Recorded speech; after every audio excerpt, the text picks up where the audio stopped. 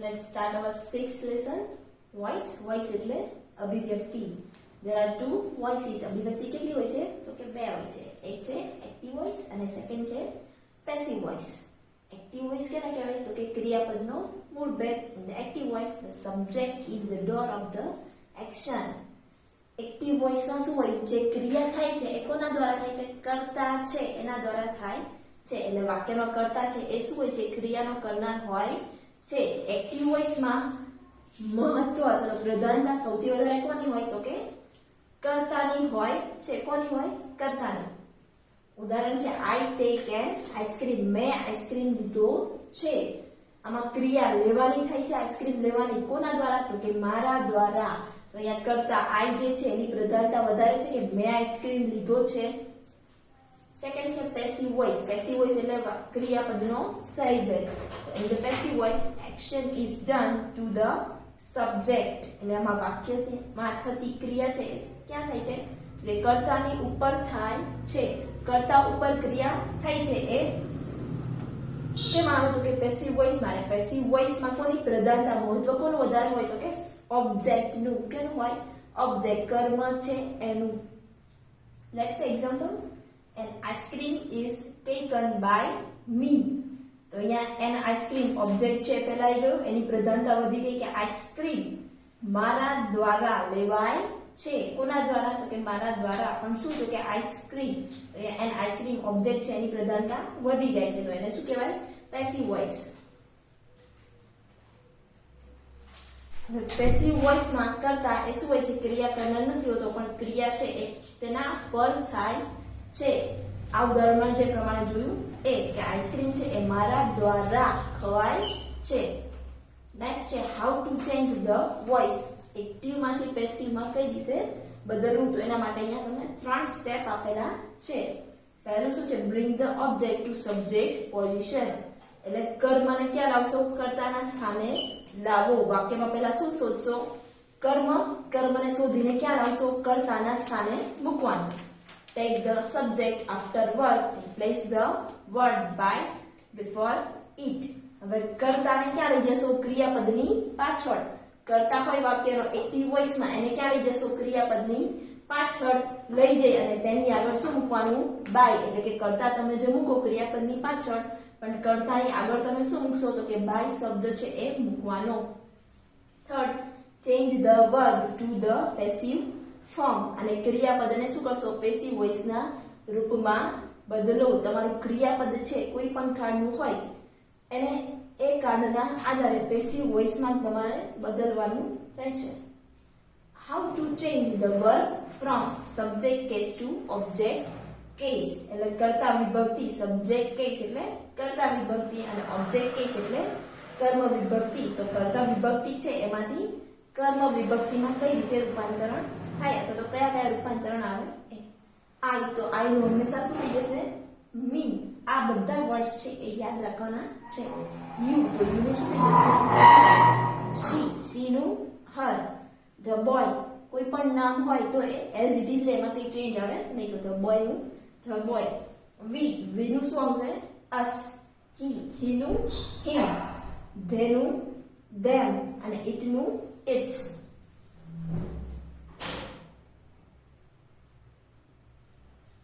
હવે એક્ટિવ અને પેસિવ. એક્ટિવમાં વાક્ય રચના કેવી રીતે હોય? તો એક્ટિવમાં હંમેશા શું હોય? સબ્જેક્ટ. સબ્જેક્ટ એટલે કર્તા હોય. પછી કર્તાની પછી શું હોય? વર્બ. વર્બ એટલે ક્રિયાપદ. ક્રિયાપદ પ્લસ ક્રિયાપદની પછી શું હોય? તો કે ઓબ્જેક્ટ. ઓબ્જેક્ટ એટલે કર્મ. લાસ્ટ શું હોય? અધર વર્ડ્સ. કોઈ પણ બીજા શબ્દ આપેલા હોય એ. જ્યારે પેસિવ વોઇસની વાક્ય રચના હોય તેમાં શું હોય? પેસિવમાં પહેલા ઓબ્જેક્ટ હોય. એક્ટિવમાં જે ઓબ્જેક્ટ છે એ પેસિવમાં ક્યાં હોય? વાક્યની શરૂઆતમાં. પહેલા શું આવશે? ઓબ્જેક્ટ. ઓબ્જેક્ટ પછી શું આવે? વર્બ. વર્બ પછી બાય અને બાય પછી ઓબ્જેક્ટ કેસ. અહીંયા જે સબ્જેક્ટ છે એનું જો ઓબ્જેક્ટ કેસમાં કન્વર્ટ થતું હોય તો એ લખીને પછી અધર words. Verb phrases in active voice and passive voice. એટલે બંને વોઇસમાં ક્રિયાપદના જે શબ્દ સમૂહો છે એ. ટેન્સ અહીંયા આપેલા છે. એક્ટિવ વોઇસમાં એનું ફોર્મેશન અને અહીંયા જે પેસિવ છે એમાં એનું ફોર્મેશન આપેલું છે. ફર્સ્ટ ટેન્સ છે સિમ્પલ પ્રેઝન્ટ ટેન્સ. સિમ્પલ એટલે સાદો, પ્રેઝન્ટ એટલે વર્તમાન કાળ. તો સિમ્પલ પ્રેઝન્ટ ટેન્સ એટલે સાદો વર્તમાન કાળ. સાદા વર્તમાન કાળમાં એક્ટિવમાં ફોર્મેશન શું આવે? Kill or kills. તો પેસિવમાં એનું ફોર્મેશન શું આવે? Am is are plus V3. Killed અહીંયા શું છે? V3. સેકન્ડ છે કન્ટિન્યુઅસ પ્રેઝન્ટ ટેન્સ. કન્ટિન્યુઅસ એટલે ચાલુ, તો પ્રેઝન્ટ ટેન્સ એટલે વર્તમાન કાળ. તો કન્ટિન્યુઅસ પ્રેઝન્ટ ટેન્સ એટલે ચાલુ વર્તમાન કાળ. હવે ચાલુ વર્તમાન કાળનું એક્ટિવમાં ફોર્મેશન શું આવે? તો કે am is are plus verb plus ING. અહીંયા કિલ વર્બ લીધું છે તો કિલ નું શું થઈ જાય? કિલિંગ. જ્યારે પેસિવમાં એનું ફોર્મેશન શું આવશે? તો કે એમ ઇઝ આર પ્લસ ચાલુ કાળમાં હંમેશા વચ્ચે શું આવે? બીઇંગ. ચાલુ કાળમાં શું પણ બધે બીઇંગ પ્લસ V3. થર્ડ છે પ્રેઝન્ટ પરફેક્ટ ટેન્સ. પ્રેઝન્ટ એટલે વર્તમાન, પણ પરફેક્ટ એટલે પૂર્ણ. તો પ્રેઝન્ટ પરફેક્ટ ટેન્સ એટલે પૂર્ણ વર્તમાન કાળ. એક્ટિવમાં ફોર્મેશન શું આવે? Have or has plus V3 killed. જ્યારે પેસિવમાં શું આવશે formation? Have or has plus been. પૂર્ણ કાળમાં બધે શું આવે? બીન પ્લસ કિલ્ડ એટલે V3. હવે ઉદાહરણ દ્વારા કંઈક જોઈએ. First, she cuts vegetables. તે શાકભાજી કાપે છે. કોઈ પણ વાક્યમાં સબ્જેક્ટ શોધવો હોય તો પ્રશ્ન કેનાથી પૂછવાનો? who એટલે કે કોણ. કોણ શાકભાજી કાપે છે? કે she.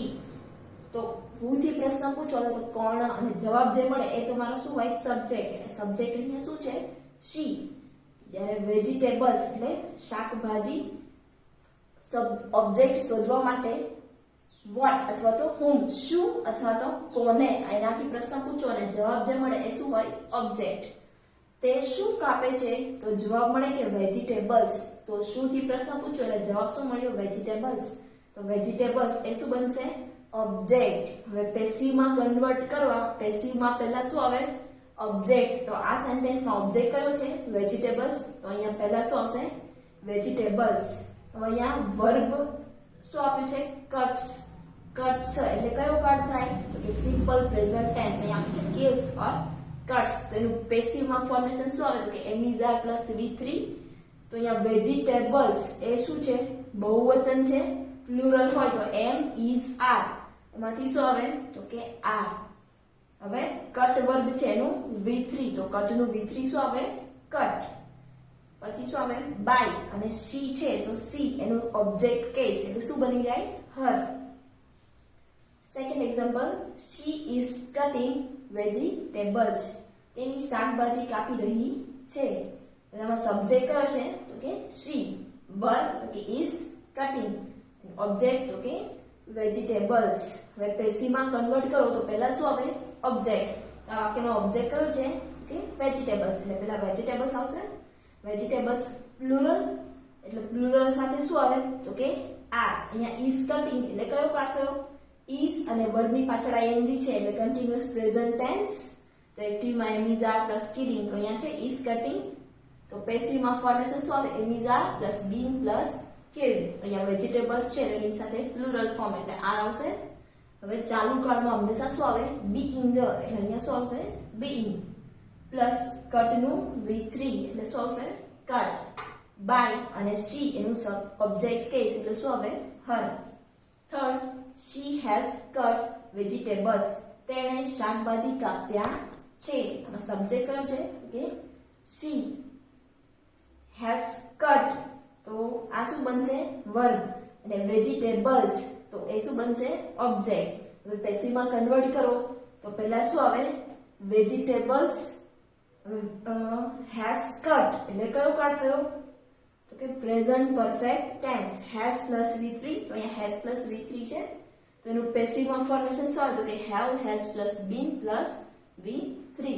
વેજીટેબલ્સ એ પ્લુરલ છે એટલે અહીંયા શું આવશે?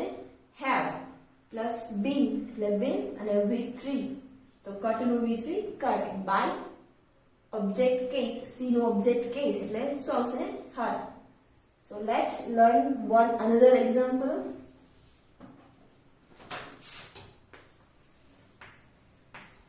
She makes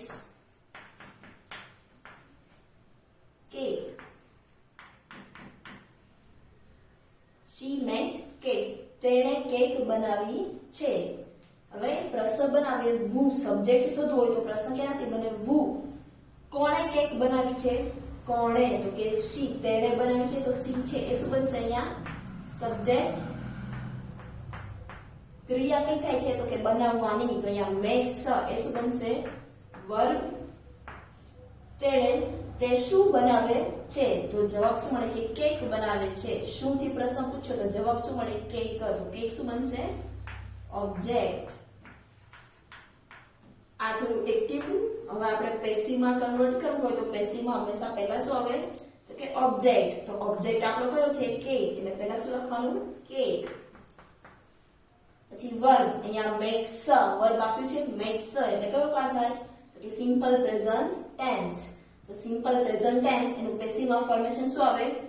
તો કે am is are plus v3. હવે કેક એકવચન છે, જો એકવચન હોય તો શું આવે? is. વર્બ કયું છે? make. make નું v3 એટલે શું બને? made. વર્બ પછી કમ્પલસરી શું આવે? કે by. અને બાય પછી જે સબ્જેક્ટ છે એનું ઓબ્જેક્ટ કેસ એટલે સી, એનું ઓબ્જેક્ટ કેસ શું બને? કે her.